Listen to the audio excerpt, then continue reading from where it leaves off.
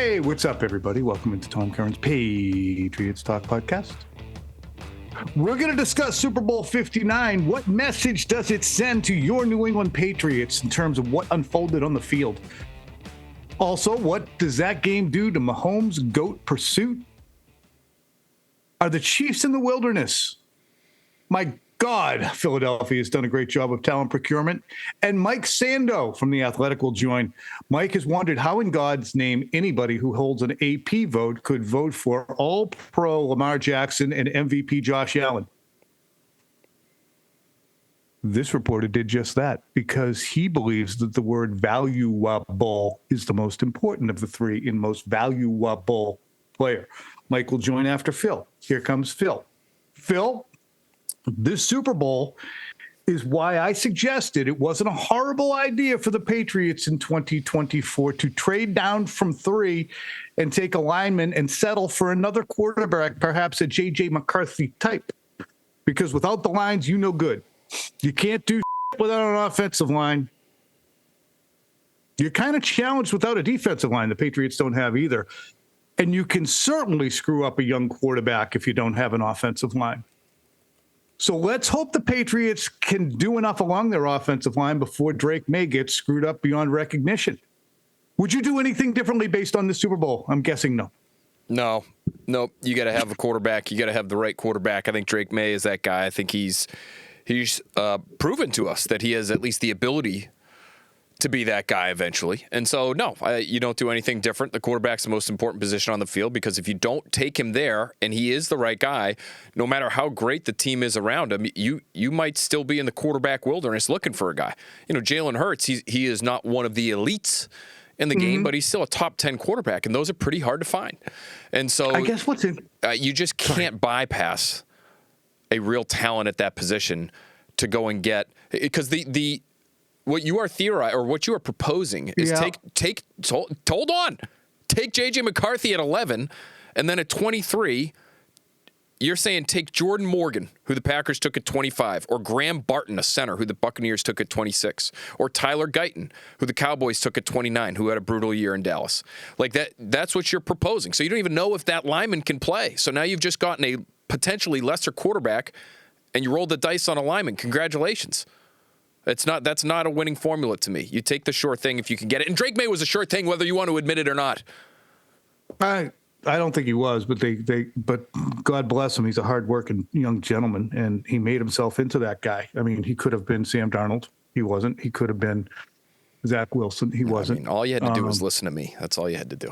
One time. Here's an interesting thing that's why part of the reason I closed my eyes, because I was getting browbeaten, but also because I realized the quickest way to go from to good is with the quarterback. The most important way to go from good to excellent is with the offensive lines, defensive lines, or wide receiver. So you're right. It is more foundational. Because you can win with Jalen Hurts if you plop him in with Devontae Smith and A.J. Brown and Landon Dickerson and Lane Johnson and which was the other Kelsey? God damn, he's everywhere, and I can't. Jason Kelsey and all the defensive talent that they have. You can do that, but you can also go ahead and draft Jaden Daniels, and you can go from whatever the hell they went from 4-13 to where they went. 3-11, 3-13, whatever the frig they were. But your best retro rocket attachment is not a tackle. Your best retro rocket attachment is a quarterback. But it does underscore that if you can add that other, you can get real good. Sorry about that. Sometimes, man, I got the kids in the car. Got it out.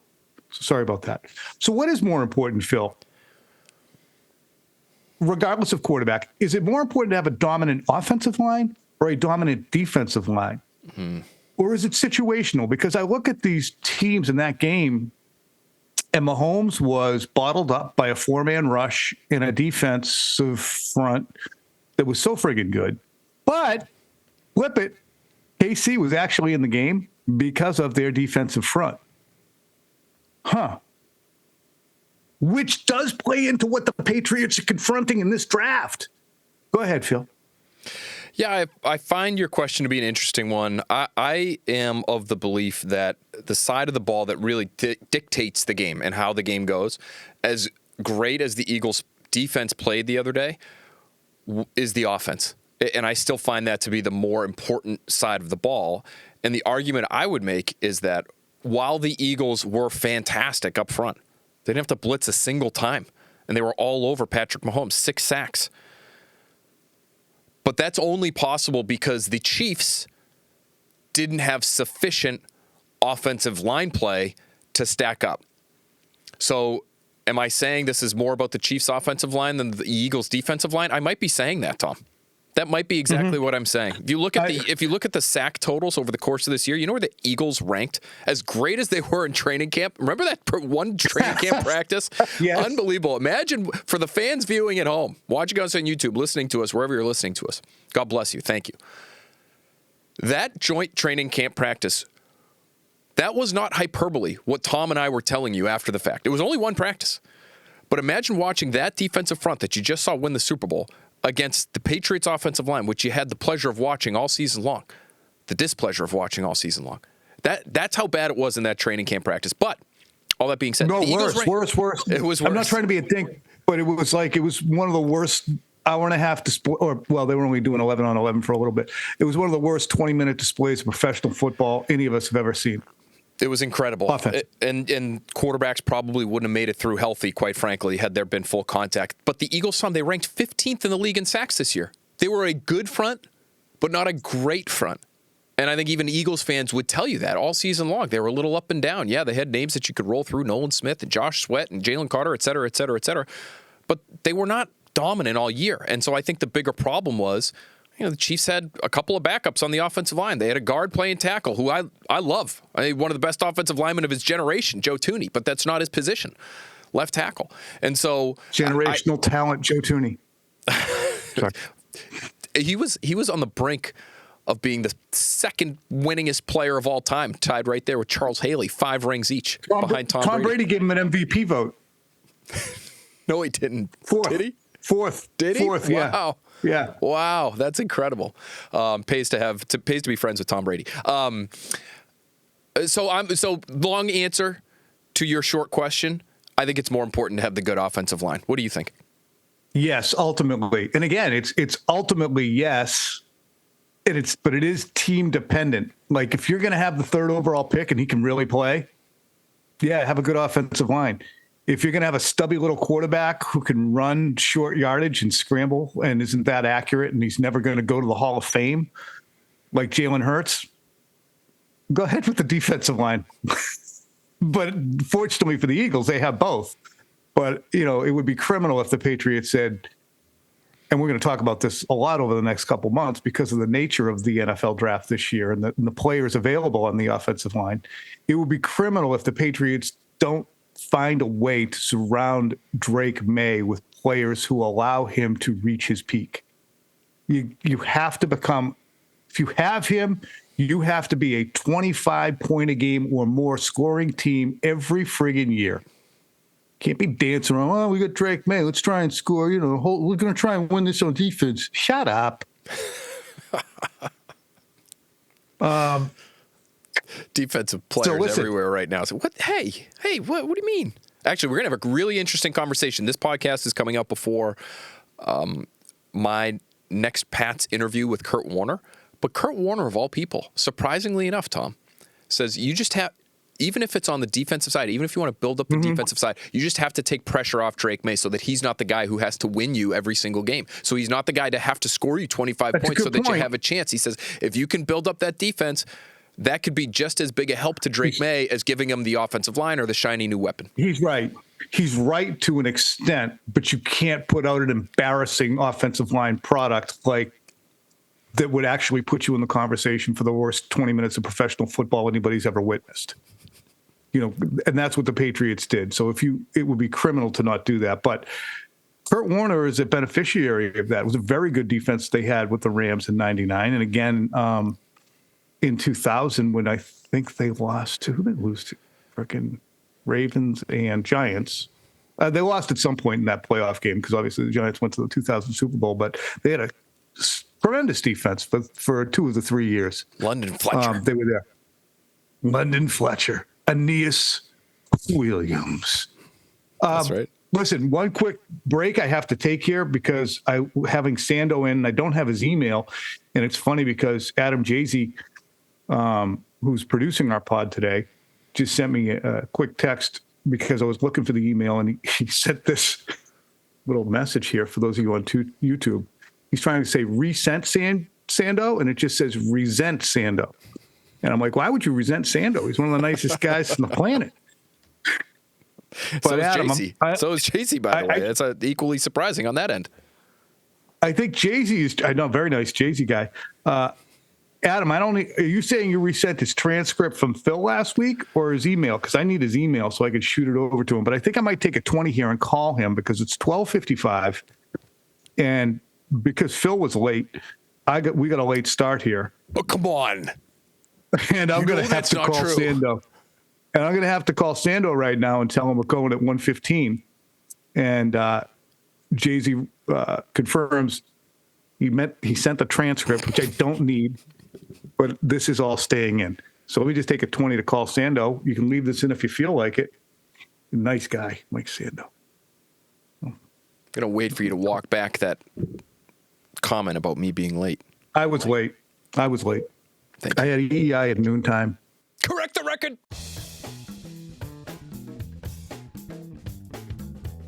Let's talk about talent procurement briefly before we get on to the Brady and Mahomes thing. Listen to this talent procurement genius of the Eagles. Besides the fact that they had already built a franchise that won a Super Bowl in 2017, but in the past 5 seasons, this is what they've done at the draft. This year, cornerbacks Quinyon Mitchell, Cooper DeJean, it was his birthday on Sunday. Last year, Jalen Carter, Nolan Smith, that's a defensive lineman and offensive linebacker, 4 defensive players. Defensive tackle Jordan Davis, first-round pick, they traded down for, 13 in 2022. That's the name I couldn't come up with last night, Phil. Embarrassing. Then they had one offensive line, Cam Jurgens, and Nakobe Dean. So you have 7 defensive players and 1 offensive player. Then you had Devontae Smith, Landon Dickerson, Milton Williams. I called him Milton Jenkins last night on TV. And also Kenneth Gainwell. It's clear. When that's happening, what's funny about that is when that's happening, I want to correct you, but we're like such a fast-moving program. And I was hosting last night. It's like we're just going to blow right through that because nobody at home really cares that much. But I should have mentioned that to you at some point. Yeah. Yeah, we got some pretty avid sports fans too, though. And I remember being in that seat as an avid sports fan in my 20s and going, "This guy is the NFL. He's just casting about for names. Look." Milton I've ingested a lot of salt. You were trying to say Malcolm Jenkins, who was a former Eagles great. Oh my God, he was gone decades ago. I drafted him in 2020. I called Jordan Davis, Jalen Carter, and he was from Georgia. Yeah, Jalen Carter from Georgia. You were on that. I know you were trying to meet me halfway because you're a good guy. But it's insane when you look at that talent procurement by the Eagles. Meanwhile, A.J. Brown, swing and miss on Carson Wentz's extension, but you get Jalen Hurts. You have Nick Foles as a stand-in, a guy who had 27 touchdowns and 2 picks at one point for Chip Kelly. They're really good. And I contended last week, Phil. I can't remember which show it was on. I think it was on. Might have been it was a national show because someone was pissed nationally. I contended on that show that the Patriots' talent procurement has been close to, because I haven't done a 32-team comparison, the worst in the league over the last 10 years. And it was pointed out to me by a numbnuts fan that, Curran's saying it goes back 10 years. Meanwhile, they won 3 Super Bowls in the last 10 years. Yeah. Because before that, the talent procurement was good, numbnuts. Last 10 years was horrendous. And that's why they are where they are. People are unbelievable. Is that a good faith argument? You're not willing to acknowledge where the team is right now and how the screw ups in the draft have really done them wrong? The drafting is AJ Brown. That's one thing, and listen, they've had some players that have carried over through the generations. Lane Johnson. I mean, Lane Johnson has been in the league for a long time now, so he's not any part of like a recent team build. But Tom, their last 7 drafts, I just would break it down this way. Howie Roseman's last 7 drafts, he's had 5 really good ones that contributed to the Super Bowl. 2018, they didn't even have a first-round pick, but they get Dallas Goedert in the second round, Avonte Maddox, who still plays for them, in the 4th round. Josh Sweat was a 4th-round pick that year, and Jordan Mailata, their starting left tackle, was a 7th-round pick. Like, that's a phenomenal home run draft without a first-round pick. They sucked in 2019. That was Andre Dillard in the first round, J.J. Arcega-Whiteside in the second round. They kind of sucked in 2020, but they got a quarterback. So I would call it kind of it's a bad draft overall. It's a little reminiscent, honestly, of the Patriots draft in 2024 because they got their quarterback, but you have no idea what else they got. Was 2020 for the Eagles? That might have been Andy Reid. Who was that? Might have been Doug Peterson's last year. Perhaps, but that was Jalen Reagor in the first round, 1 pick before Justin Jefferson. That's a huge whiff. And then they didn't get a single player, really. Quez Watkins, I guess you could argue, made some contributions for them at one point in time. But Jalen Hurts in the second round, that's a home run. Then it's the Devontae Smith, Landon Dickerson, Milton Williams draft. This is the following year. Great draft. Jordan Davis, Cam Jurgens, Nakobe Dean. That's the 2022 draft. Another great draft. Then it's Jalen Carter, Nolan Smith, Tyler Steen, who's sort of their like super sub on the offensive line. Moro Ajomo, a 7th-round pick out of Texas, who I really liked that year. I don't know how he lasted the 7th round. He's still making plays up front for them. And then this past year's draft with Quinyon Mitchell, Cooper DeJean, Jalix Hunt is in there, creating havoc off the edge. So you nail 5 out of 7 drafts, and in one of the quote-unquote misses of a draft, you get a quarterback, that's a pretty damn good job. Howie Roseman is really, really good. Take a look at the 2 teams that are dynasties, and I would contend, and maybe we can talk about this on Thursday, there will never be a 3-peat winner before I die. And I think that I would put a fair amount of money on there not being a repeat winner for quite a long time, because it's just too hard to build. You look at the Patriots, they built one dynasty in 2001 through 4 with draft picks with Brady, who they, God bless him, developed, but they also found, and he was money on the sidewalk. Richard Seymour, Vince Wilfork, Matt Light, Ty Warren. There was a great team in place when Bill got here in terms of high-level talent. So that team was built through the draft, truly. Then the 2010 Patriots dynasty was built through the draft with Mayo to an extent, even though he was, defensive rookie of the year and an all-pro, he never really made a massive impact on wins on the field.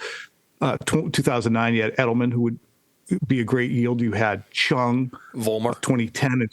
Who? Volmer was 09 as well. Thank you. Yep. 2010, you had McCourty, Gronk, Hernandez. There's more. 2011, Solder. There's more. Phil, are you looking at it? Fill them in if you got it. I should pull it up. You're doing a great job, though. 2012's Hightower and Jones. Yep. Fueling. And then 2013 on, beginning with our friend Dominic Easley. And on. So hey, how dare you? How dare you besmirch James White in that way? 2014 4th-round pick. You're right. 2012 was also Nate Ebner, friend of the program. 2011, Shane Vereen. They had Marcus Cannon 2011 in the 5th round. Like, those are the kinds it's one thing to hit on the 1st and 2nd round picks. That's like a non-negotiable if you want to be a really good team. What can take you from good to great is landing starters in the 6th, 7th round. Like that Jordan Mailata pick in the 7th round. Again, that's found money. You luck out to a degree there. But there's a reason you took him and not somebody else. A guy's 6'8", 380 pounds and a pretty good athlete and a rugby player. Like, makes sense to roll the dice on that, and he turns into a massive part of a winning team for you. So, Marcus Cannon, they lucked out to a degree. The guy was sick. He's overcoming cancer as a 5th-round pick, but he ends up starting and leading the way for James White to win you a Super Bowl in 2016 as the starting right tackle. And in 2010, you roll a dice on 2 tight ends, and you hit on one, and the other one's a tremendous snake eyes, even though he was a good football player. You roll the dice on a back issue, you roll the dice on a character issue. But I'm going to say this before I get onto the Brady Mahomes conversation. Bill Belichick spoke on the Let's Go podcast, and this will be the only sound I use in this podcast, to Jim Gray about the difficulties that Kansas City now faces.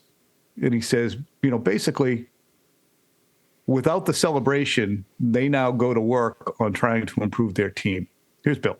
Losing a Super Bowl is tough. You go so deep into the season, and now you have to, without the celebration that Philadelphia has, Kansas City has to, kind of regroup, get ready for the combine, get ready for the draft, free agency, and try to, restructure their team the best they can to be as competitive as they can in the division that's suddenly gotten a lot harder. The Chargers are coming, the Broncos are coming, and I think the Raiders will be coming too now after they've made their most recent move. And, it looks like Tom's done a good job of starting to compete in that division as well. But I think the big thing for Kansas City will be to figure out what they need to do, and they won't have to deal with some of this off-season distractions they've had in the past. But the good thing about Kansas City is they've really built a team well. They have cap space, they have money, they have their draft choices, and they'll have to use their resources to make things a little bit stronger, and I'm sure they'll make some good decisions on that. And the point Bill makes is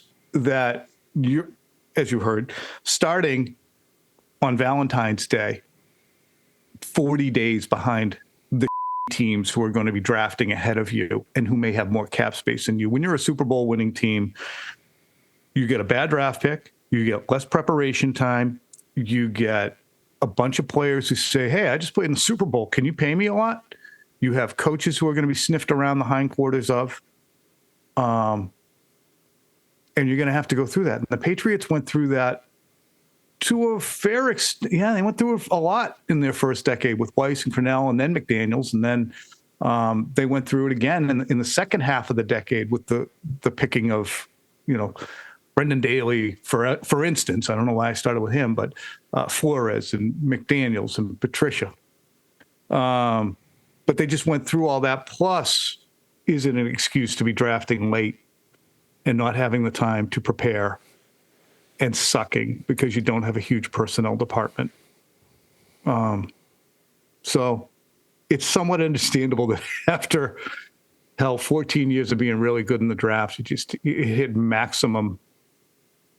It just broke under the weight of its own, I don't know, success. Phil? Yeah, in some ways. And I think, listen, that is. Maybe I've been too mean to Bill? Too mean to Bill? No, I don't think so. I mean, I do think, listen, Bill was was wanting his program to be so insular, right? How many big brains did he bring in from the outside to help replenish some of that brain drain that he experienced? Was very little. Does that mean he didn't have the opportunity to do that? I'm sure there were some really smart people that would have really loved to work for Bill Belichick and work for a great team and have a real position and have a real say in terms of how this thing could sustain itself. And, I think for a variety of reasons, they probably weren't able to do that. This guy play lacrosse or what? No. Well, so that's part of it is Bill's, just Bill's approach in terms of really wanting people that he trusts. But then there's the other side of it too, where, if you're a really talented up and coming front office person, did you actually want to be here? I guess I'm questioning myself. I'm having a little conversation with myself here, Tom. This happens all the time in the Next Pats podcast, because if I'm a young up and comer, do I want to come and work for Bill and just do whatever Bill tells me to do? Because he's the guy who has the say at the end of the day anyway. So maybe Bill did pursue some guys and they said, yeah, thanks, no thanks, Bill. That sounds like a great time over there, but I'll just stay here in San Francisco or Houston or wherever I am. You never saw a mimeograph in your life, but in the back in the day, you'd have this big ink stained like model paper, and you would roll it like that, and out the other end would come a carbon copy. Bill had a mimeograph of all the thoughts that he would have. And that stuff smelled great. You get your paper, you'd smell it because you could smell the ink. They had mimeographs, I believe, at the Washington Post when I worked there briefly in college. Mimeos. So Bill would just do that, and then he would send that out there, and then that individual came out on the Mimeo, the McDaniels, the Patricia, the Flores, even the free agent players. They would go and they would say, I came from the Bill Belichick tree. Give me $35 million to coach your team. So the trade-off was worth it. The trade-off was worth it. Let's move now to Brady Mahomes, Phil, if I could. Okay. I love that you always have another thought. That's how a podcast should work. I wrote this column after the game, and I said in the lead, I'll read a portion of it, maybe all of it, who knows, before I get to Mike Sando. All I know is that Tom Brady would never, down 34-0 at the end of the third, 40-6 halfway through the fourth, a major factor in his team's Super Bowl disintegration. Tom Brady would never find himself on the receiving end of that and then lay down. Patrick Mahomes kept trying, but he just had no answers. And the thing is, you could say, oh, my God, well, what was Mahomes supposed to do? Tom Brady dealt with diabolical four-man rushes in Super Bowls twice. Against the Giants, he did it. Got his ass handed to him. Actually got sawed in half by Jay Alford one play before when the Patriots were trailing 17-14. He threw it 70 yards downfield and hit Randy Moss in the hands for what would have been a game-tying field goal in that Super Bowl. Don't ever forget how not just the throw to Moss, it hit him in the friggin' hands from 70 yards, 210 feet. But he got violently hit, probably a top 15 destructive hit on Brady in his career, just bounced up and threw it 70 yards.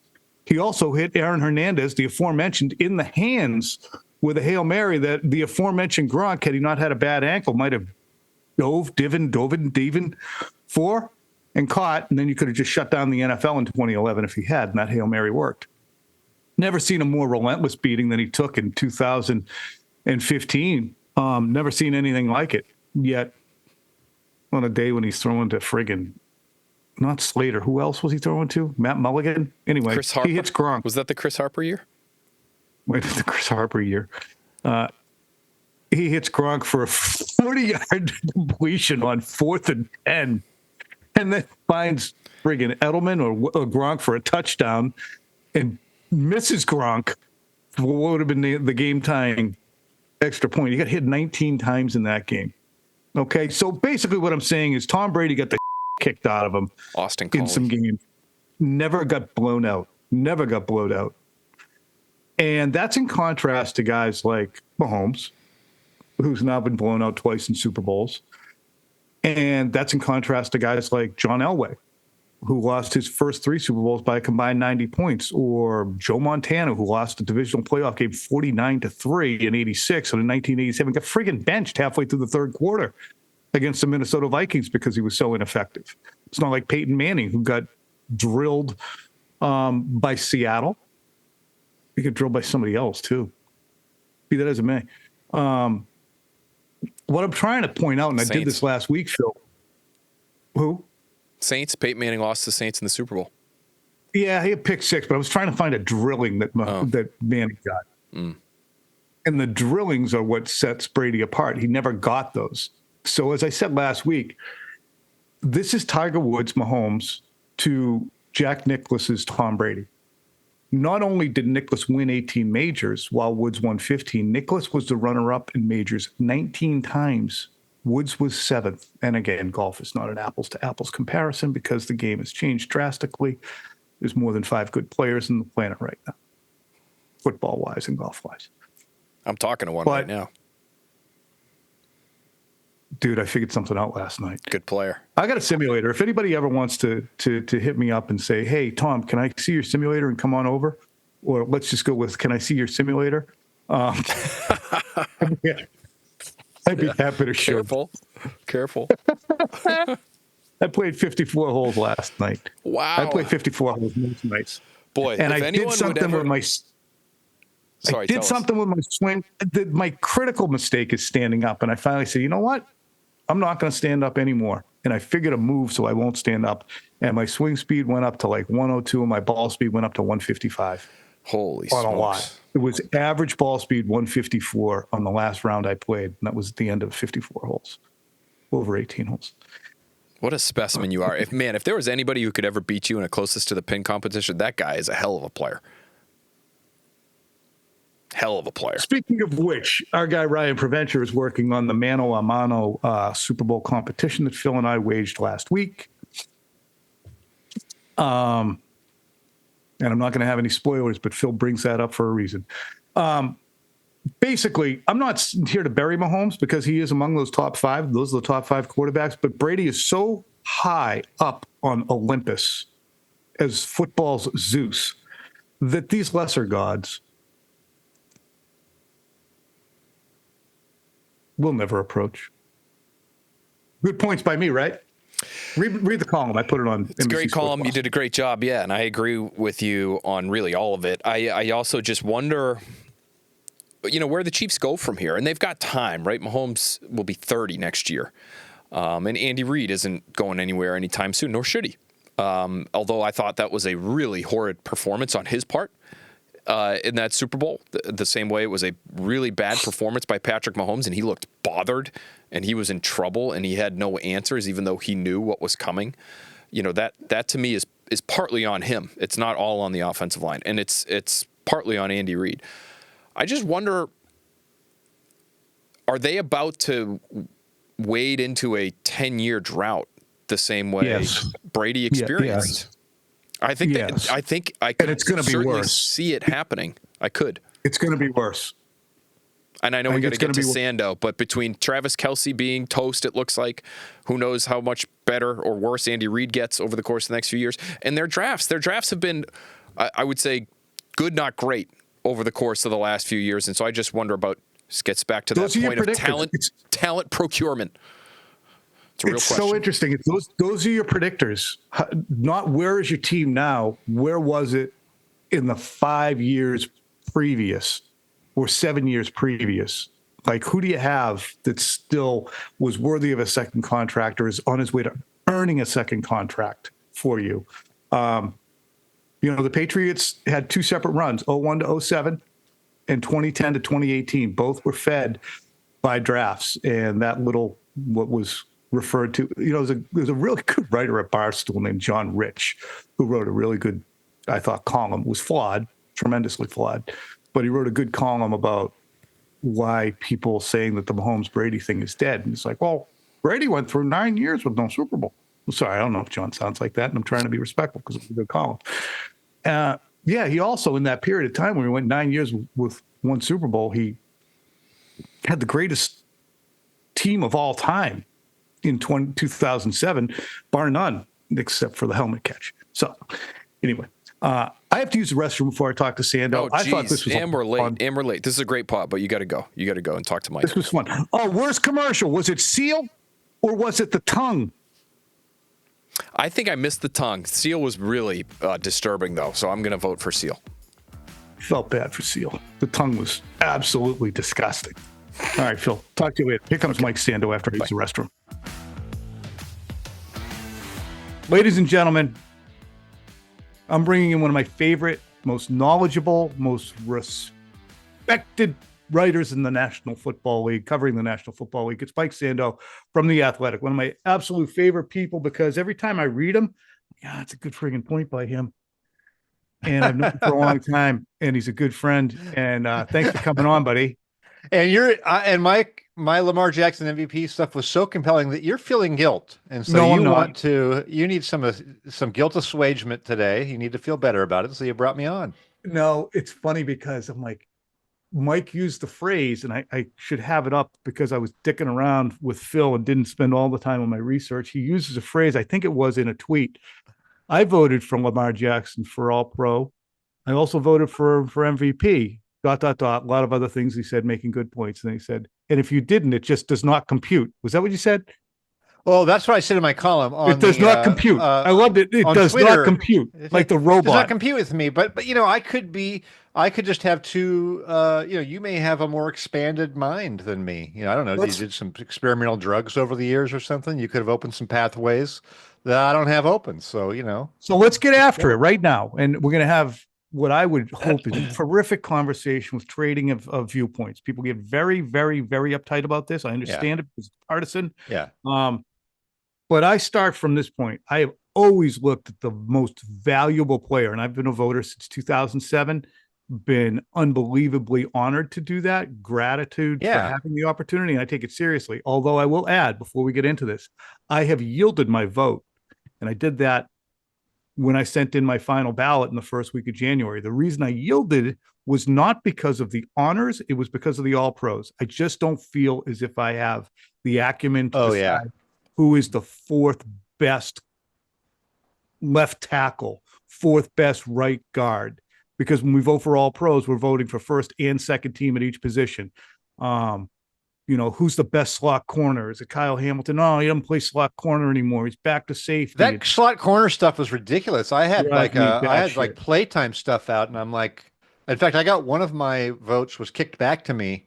Yes, that he wasn't the slot corner, and I'm like, I got the same. That was the same. I got like the snap counts here, but I had my own snap counts there, and I'm like, okay, well, I agree. I agree. We do one at the Pro Football Writers of America too. It take you 7 years to fill out the ballots. You got to have like a pro personnel department at your disposal to go through it. So I do take it seriously though, because it means a lot to the players, and there's money involved. Money's involved, and I do think through the body of everybody, we get a lot of things right. I think any one ballot, like you wouldn't want to just have Mike Sando's ballot be, the end all be all, because there's probably a couple ones on there that I wasn't as good as I should have been on. But when you put them all together, hopefully it comes out pretty close to being good. Yeah, and the reason I pushed away from the table was mainly because I was not able to, with great confidence and without great amounts of leaning on, whether it be internet research, whether it be Pro Football. I built this. I built a spreadsheet of all of the special teams tackles. I said, give it to Breer. I just said to Rob Matty from the AP, I said, just give my vote to Breer. He talks to every friggin' GM. He talks to every friggin' coach. Sure. I'm so far out of the loop on that. I started it when I was at NBCSports.com and covering the whole league and the Patriots. So basically you're saying that there's reason to also question your acumen on the MVP. No, it's interesting that you would. This is a guy who gave up his vote. Yeah, no. And I went out with a bang here with a horrible vote. No, what I'm saying is you can have fun on your AP votes, on your all pro votes. But when it comes down to evaluating what valuable is, and that's the most important of the three words in most valuable player, it's how does one appraise value? And I'm going to start to move a little quicker because I think I'm in a four corners offense here. In 2007, my first year voting, I actually walked up to Tom Brady in the locker room. I said, Tom, I look at valuable and I say, the guy who made the greatest impact on a team, and you guys last year, Tom, you lost in the AFC Championship. You added Randy Moss. He had 23 touchdowns and you threw for 50. What's the difference here? It's Randy. I said, I'm thinking, Tom, of voting for Randy Moss for MVP. I didn't do it. He didn't seem psyched at the idea. But I eventually said, you know what? Tom Brady had a historic year. I'm going with Tom Brady. Somebody voted for Brett friggin' Favre that year. Anyway, the next year, Peyton Manning was the MVP. There were 4 votes, though, for the guy who was the real MVP. The most valuable player in 2008 was Chad Pennington, because he went from the Jets and actually being injured on the Jets to a moribund Miami Dolphins team that then went on to win that division. So I go with value, turnaround, the ability to change and alter a team. And that's why I voted for Josh Allen. Well, hey, do I need to say more? You just said that you gave it to Pennington over Peyton Manning. I mean, I feel like I don't have to say anything. Dude, that was a horrible year. I wouldn't even take if I had an attorney here and we were in a court of law, he would say, dude, don't even go on the witness stand. I mean, this case is dismissed. The guy went Pennington over Peyton Manning. In all seriousness, I got no problem with Josh Allen being the MVP. I think he's a great choice for MVP. The thing I was calling out was, how can you have the first team All-Pro quarterback not be the MVP? And that's a head scratcher to me. I'm not going to argue against Josh Allen. I can argue why I think I would go with Lamar Jackson. There's a couple of things that I look at from the quarterback position that gave him a slight edge to me, and I think one of them is when you overcome as a quarterback, meaning when your defense, your special teams are really shaky. And I created a thing to handle this. And I have it. Betrayal index. Do you have it up? So I don't have that on my screen, but Because I what it's screen grabbed about. it yesterday. It was so good. It's called. I'm gonna preface this. I'm gonna just jump on you and say the betrayal index is taking into account the ness of the defense and the special teams. The And you still best- win. Yeah. And the what? But as a quarterback, you have to still And how good the win to quarterback is. overcome that. If the There it quarterback's is. really good, and so the two quarterback betrayal games that gave it to Lamar to me were against Joe Burrow. They won both of those games. Like if Joe Burrow won those games, Lamar's not getting MVP, possibly. But like to win those games are so hard to win. And Lamar has had this reputation in the league as more of a running quarterback, and he's not a great passer and all this. But he has won a lot more games than you think when the defense special teams were terrible. He has a better record in those games, and they haven't had a lot of them over the years because they've been like last year, they were so good defense special teams. A lot of quarterbacks would have won a lot of games for them last year. Okay. But this year, a lot of quarterbacks would have lost a lot of games. Justin Tucker couldn't even make a kick. Now, the last 5-6 games, their defense came around and Josh Allen closed the gap. So I got no problem if someone wanted to give it to Josh. It was close at the end. I get it. But to me, Lamar overcame and won in some of those games that quarterbacks just don't win. They're the hardest games to win, you know? But you're pointing out, so that's a body of work conversation that I think is really applicable to who's your most outstanding, greatest stat compiler on the position. That's why I went first team all pro. When you look at the statistical soup to nuts season that Lamar Jackson had, you're not weighing in who had a better team or who just had their best receiver traded away as Stephon Diggs. It's just who put up the numbers, man. And it's always going to be a quarterback to me. I don't care what a running back or wideout does, unless the quarterbacks are all fairly average. And for you, that's offensive player of the year. That's what you would do for that. Or I would go full on beginning of the season to the end, statistical based. Who was the best? And that's what I did with Lamar Jackson because his numbers were so astounding. But MVP is a little more narrative based, which you pointed out in your excellent story, your pick six, I think it's called, in the Athletic. Or is it a six pack? Either way, it's great. And definitely with me, it's not a six pack. I can tell you that. It's a big six. I was thinking beer. But my point, what you pointed out in the story, how Josh Allen, and this matters a lot to me, is Josh Allen was 2-1 against Kansas City, Detroit, and Baltimore. And yeah, he lost head to head to Lamar Jackson, but that was back in September. The arc of the season bent towards Allen in terms of value because of how well they played despite their limitations and how brilliant Allen was in games against the two best teams in the league in Kansas City and Detroit in the regular season. You can say based upon what happened Sunday, Kansas City wasn't that. But I looked at Allen. I looked at the fact that I went into the season saying window is closed. Buffalo's done. They lost Diggs. They're out in the wilderness. And then you have him play at the level he did. And I watched him for so long be a cement-headed quarterback that just drifted to the right sideline and threw when there was no other option. And it would be a bum throw that sometimes you get lucky on. And it went away. So I just thought that he had an MVP season relative to Jackson. And it wasn't that Jackson wasn't brilliant. It was just that I thought that Allen was the most valuable.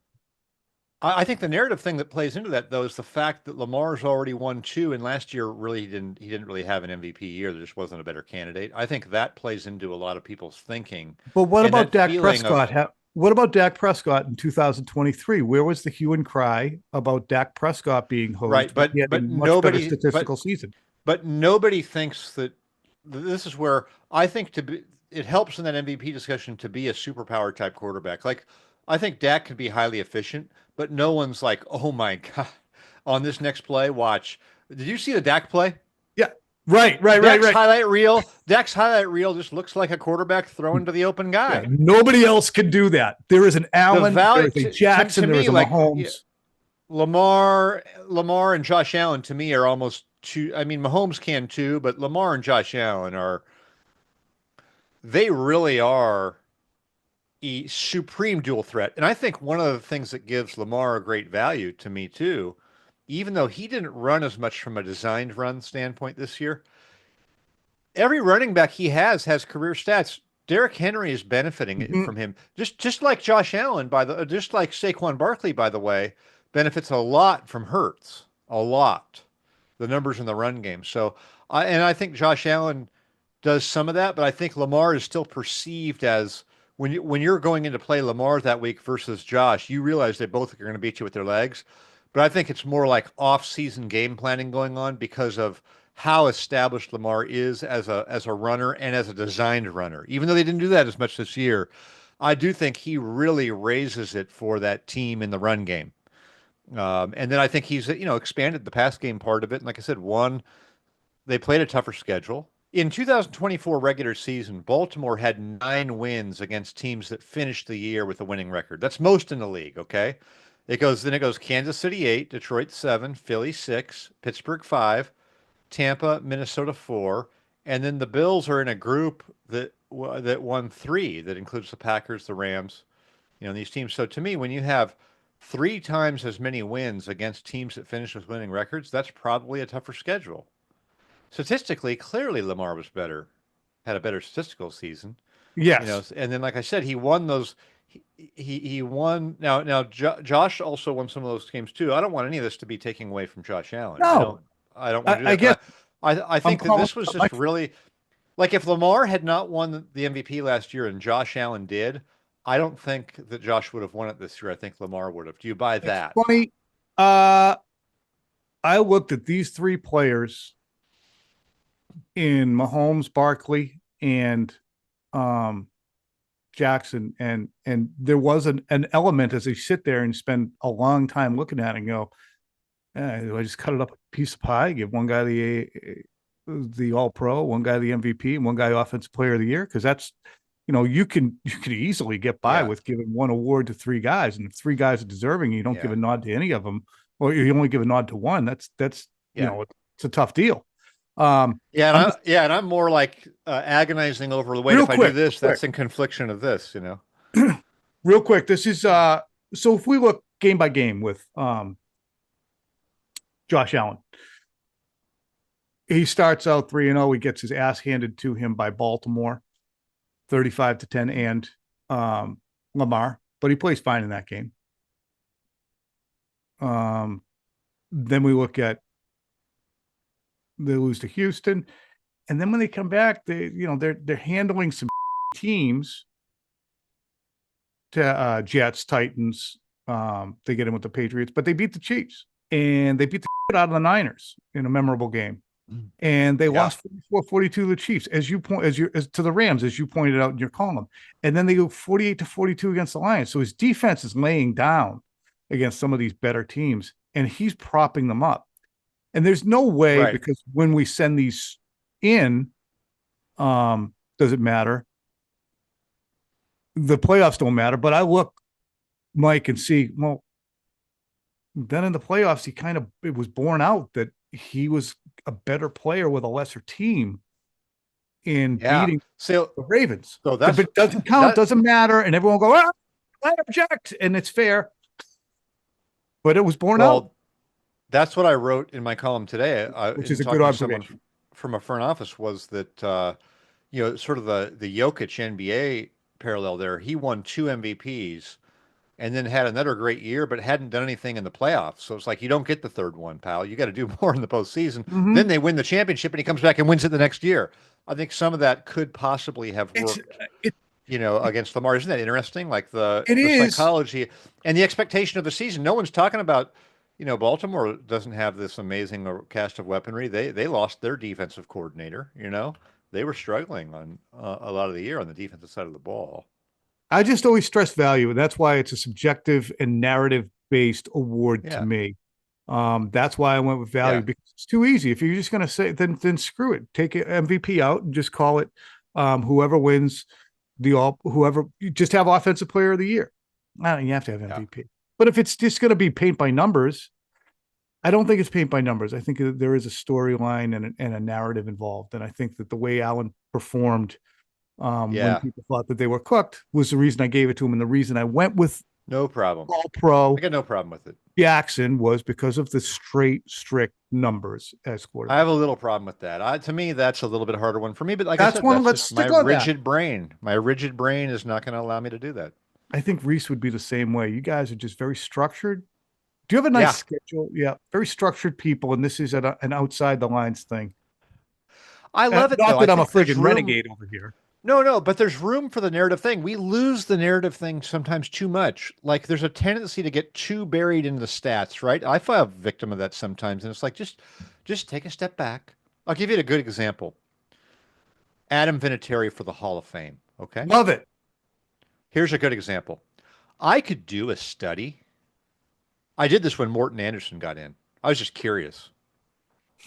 If I were to My mic's great. He double, loves this shit. if I were to double blind, like a double blind taste test, you've seen one of those Yep. types of things where you Coke and don't Pepsi know what back you're in the day. eating. So yeah. So if we did this with kickers and just took their actual stats, I did this with Morton Anderson. You couldn't tell Morton Anderson's stats from Gary Anderson's stats, except that he did get to attempt and make quite a few more 50-plus field goals back in the day, right?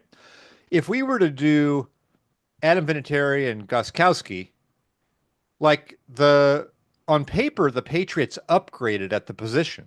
And some of that's the evolution of kicking, and Adam Vinatieri got better too as he went along. But we know from watching the games and feeling the moments, the narrative part of it is, we know that that's doing a disservice to Vinatieri and what he meant, correct? Mm-hmm. Yes. Because like his Hall of Fame case can't just be statistical. No, and it's those big kicks and the big point. moments. And like I could do a study that would show that he's not adding the value, right? I could prove it. And I can give you that's total evidence of him that people wouldn't even really consider, and that's 2006. Yeah. They play the Ravens on the road in 2006 in the playoffs, and Peyton Manning plays really bad in that game. Yeah. But the Colts win 15-6 because Vinatieri hits 5 field goals, which probably wasn't going to happen with Mike Vanderjagt.